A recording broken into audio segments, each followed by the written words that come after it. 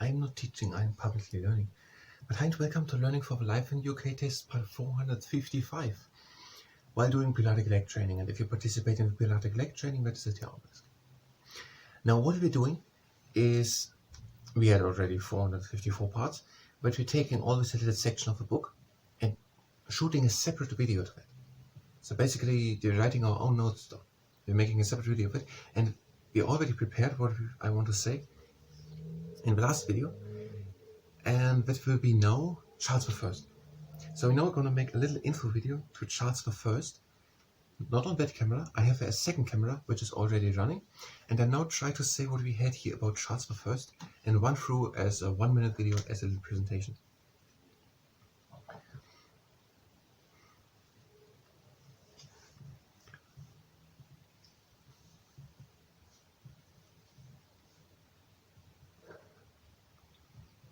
Let's try it.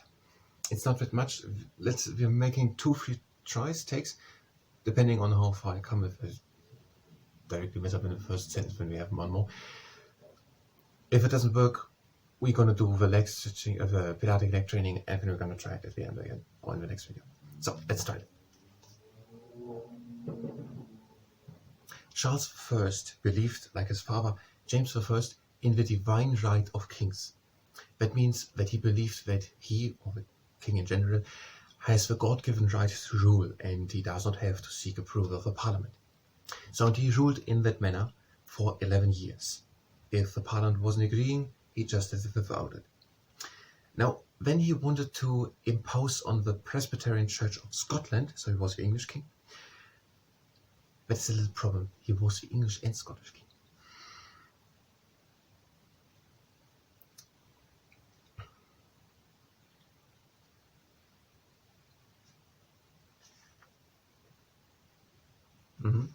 Thrones of England, Wales, Ireland, and Scotland. Charles I believed, like his father, James I, in the divine right of kings. And that means that he believed that he, as the king, has the God-given right to rule. And now for 11 years he ruled without approval of a parliament, if the parliament wasn't him giving him the approval. So and then he tried to impose on the Scottish Presbyterian Church a book of prayer. And that wasn't very received, and there was an armed rebellion. And now the king really needed money. So Charles I needed really money, and he asked the parliament. But in the parliament there were the Puritans, and they didn't like the religious views and the reforms which Charles I was doing with the Church of England. And they weren't giving him the money to raise an army against this Scottish army. And even after the Scottish army had invaded England, they weren't giving him the money. Now, then the king also at one time entered, Charles I entered the House of Commons to arrest 5 members, but they were warned and they weren't there. Now, and then in 1642, civil war broke out between the king, supported by the Cavaliers, and the parliament, supported by the Roundheads. There were the battles of Marston Moor and Nesby, in which the king's army was defeated, and then Charles I was taken prisoner, and he was still then over years not ready to agree or to come to an agreement with the parliament, and now he was then executed in 1649. Then there was a bit unclear who rules England, but one general of the army of the parliament was Oliver Cromwell, and Oliver Cromwell became the Lord Protector and ruled England. And that is according to the Life in the UK Test Handbook, page 27, 28, and 29.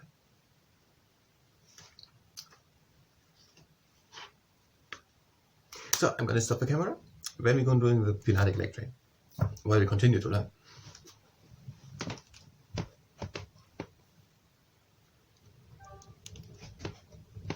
Okay, first exercise is the Shishio Doshi. We're bringing one leg up with a flexed foot, and we're tapping onto the floor and lifting it again up. What will be the next video we're going to do? I think it will be Oliver Cromwell.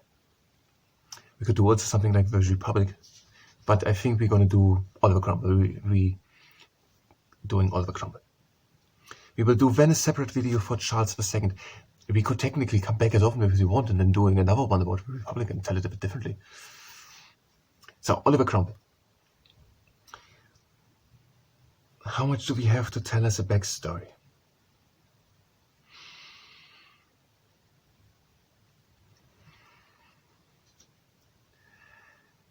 In England there was civil war.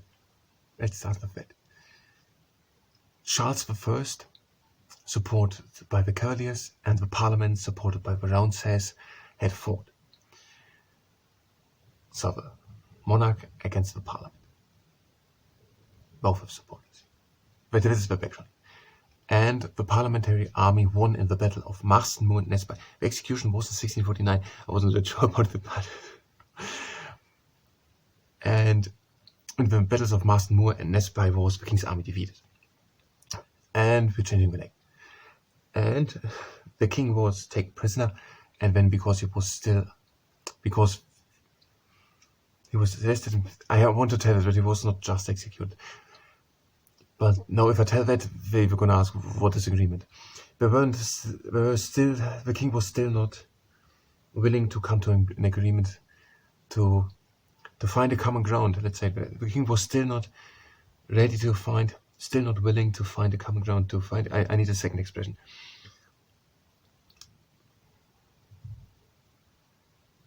To come to an agreement. To get along with the parliament. And so he was executed in 1649. And now Oliver Cromwell, now we come to talk about Oliver Cromwell, this video will be about Oliver Cromwell, was a general of that army. And which won against the king's army. He was also in Ireland, where there was a revolt against the English. We're changing the exercise, we're doing the half hammer, leg long out with flex foot and the bending at the knee. And he defeated or smashed down what we used. I switched it already once before. In establishing your English authority. He established the English authority. He smashed down the rebellion. But he did it with so much violence that he's still today a controversial figure in Ireland.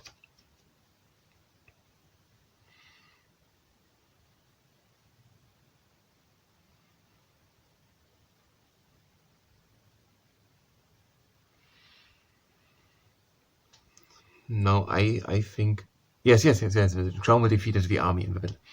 There was also a rebellion in... Yes, no, we have told the backstory of Charles I. In Scotland, because they weren't happy that... I already used the expression happy a couple of times. They didn't agree. We didn't like... I'm doing the wrong exercise for bending the knee. That Charles I was executed, and now we wanted the son of Charles I, Charles II, on the throne. But that rebellion, that rising of an army, was again defeated by Cromwell's army at the battles of Dunbar and Worcester. And now the Parliament, or Oliver Cromwell, was controlling Scotland, England and Wales. But if they established authority in Ireland, they probably also controlled quite something there. Charles I was, after his victory over Charles II, recognized as the leader of the Republic, and he got the title Lord Protector. Now, after he had defeated Charles II in the battles of Dunbar and Worcester, Marston Moor, Nesby, Dunbar and Worcester. We're doing the exercise too long. We're doing the hammerhead shark. One leg up, flex foot with a bended knee, and we bring it up and down. I think we're going to do it in the next video, what we are learning right now. And he ruled with the title, having the title Lord Protector, until his death in 1658. If we tell that he was succeeded by his son Richard, I think we have to tell that it wasn't that successful, and that the restoration followed, and Charles II, whom Oliver Cromwell had defeated, got on the throne. So we're not going to talk about that. We're not going to mention it at the end. We're just going to say until 1658 he was then succeeded by his son Richard Cromwell. In a way, maybe it makes people a bit interesting if we end like that. Interested in history. I think I'm going to say measured to Cromwell, but the people weren't happy with him, and Charles II, whom although Cromwell had defeated in the battles of Dunbar and Worcester, was invited back and got onto the throne of England, Wales, Scotland, and Ireland. Okay, I think we have the video ready, but we're not done with our exercises. I don't want to shoot this video while we're doing the exercises, not yet. So we're doing the next exercise, and we're bringing one leg to the outside and again in. We could start to prepare the next video. No, we're not going to do that. We will go back here to the Senate thing. The Senate is in Wales, in Cardiff, the capital of Wales, formed in 1999, and there are 60 SMs, Senate members. They are elected every 4 years, and since 2011 they have in 21 areas the right to govern without approval of the UK Parliament. And these are, for example, I still don't know if there's 21 areas geographical areas or thanks to ruling of it. Education and training, health and social services, economic development and housing. Now if I learn now the next thing, I won't be able to take them apart. So we need to find something else. I wanted to do these traditional associated foods again. In England, fish and chips, and also something I don't think we have a name. Beef, potatoes, and beans? Beef, potatoes, vegetables. In Wales, we have changed the leg. In Wales, it is Welsh cake. And Welsh cake that can be eaten hot or cold, and that is flour with spices and fruits, I think. Now in Scotland, they had haggis, and haggis that is awful sweet, onions and oatmeal. And in Ireland, we are changing the leg. What are we doing? We're tapping onto the floor. We're bringing the leg to the outside and we're tapping again on the floor. Did we say just Northern Ireland or Ireland? There's Ulster fry exists, and that is black pudding and white pudding, flour, sour bread and potato bread, and then mushrooms, or mushrooms and the other thing. Mushrooms, and then also eggs, sausage, and beef. Okay, do the festivals first.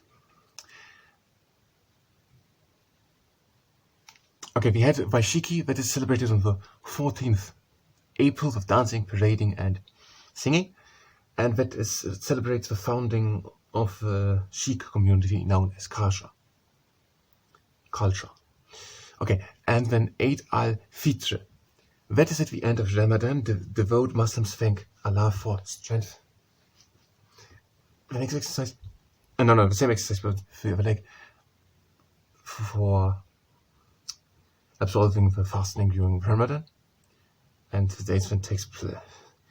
Every year, dates changes. Muslims attend special services. There's special services and meals, everything. It's a celebration. Okay, and then Eid ul-Adha. But you remember when was it Prophet Ibrahim was willing to sacrifice his son when Allah or God had told him so. It reminds Muslims of their commitment to God, and an animal can be in a professional slaughterhouse slaughtered. Okay, now we're gonna start in 10 seconds with the last exercise, a 1-minute plank.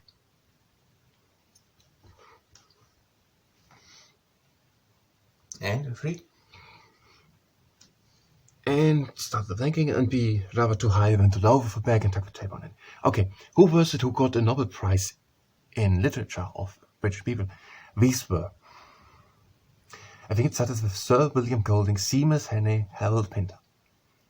I had a photo of Seamus Henney. Okay, do we really have to learn the other 3 here who would won the Booker Prize for Fiction? Let's do it.